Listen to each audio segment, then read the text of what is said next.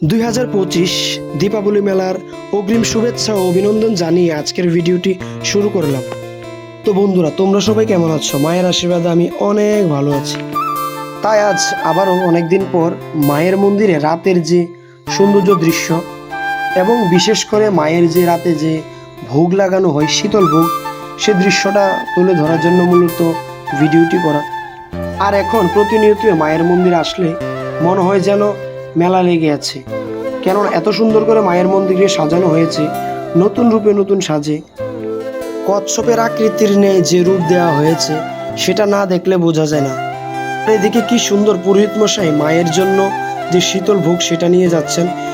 আপনাদের বলে রাখি, প্রত্যেক দিন রাত 9:30টায় কিন্তু মায়ের শীতল ভোগ লাগানো হয় এবং যারা ওই সময়ে দর্শনার্থীরা থাকেন অবশ্যই কিন্তু শীতল ভোগের প্রসাদের সৌভাগ্য লাভ করে।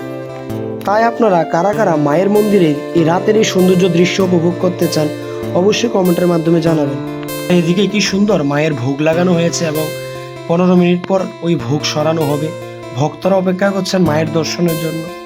তাই আপনাদের বলে রাখি, এই বছর দীপাবলি মেলা উৎসব হতে চলেছে 20 অক্টোবর থেকে 22 অক্টোবর পর্যন্ত, অর্থাৎ 3 দিন ব্যাপী কিন্তু এই উৎসব চলবে। তাই আপনাদের সকলেরই আসার জন্য সাদর আমন্ত্রণ রইল মাতা ত্রিপুরেশ্বরী দর্শন ফেসবুক পেজের পক্ষ থেকে। 51 সতীপীঠের এক পীঠ মাতা ত্রিপুরার সুন্দরী মায়ের মন্দিরে আরও একটি সুন্দর দৃশ্য হচ্ছে মায়ের কল্যাণ সাগরের মাছ কচ্ছপগুলি, জানিয়ে আরও একটি ভিডিওতে আপনাদের দেখাবো অবশ্যই। আর এই কল্যাণ সাগরের প্রধান সৌন্দর্য হচ্ছে মায়ের পালিত এই সন্তানগুলি, অর্থাৎ মাছ কচ্ছপগুলি। আর এইদিকে কি সুন্দর একটি দৃশ্য, যেখানে মায়ের প্রদীপ কিংবা ধূপমোম জ্বালানো হয়, সেখান থেকে মায়ের দর্শন এত সুন্দর। আর এই হচ্ছে মায়ের মন্দিরের নতুন রূপে সাজানো শিব মন্দির। তো বন্ধুরা, আজকের মতো ভিডিওটি এখানে শেষ করছি।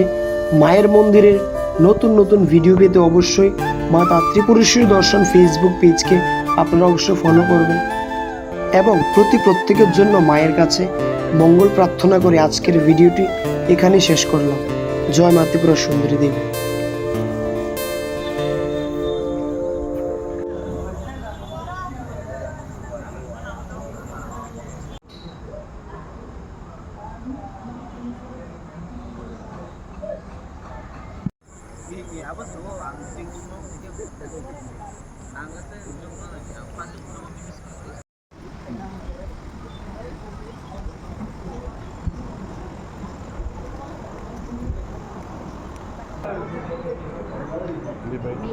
না, no, no.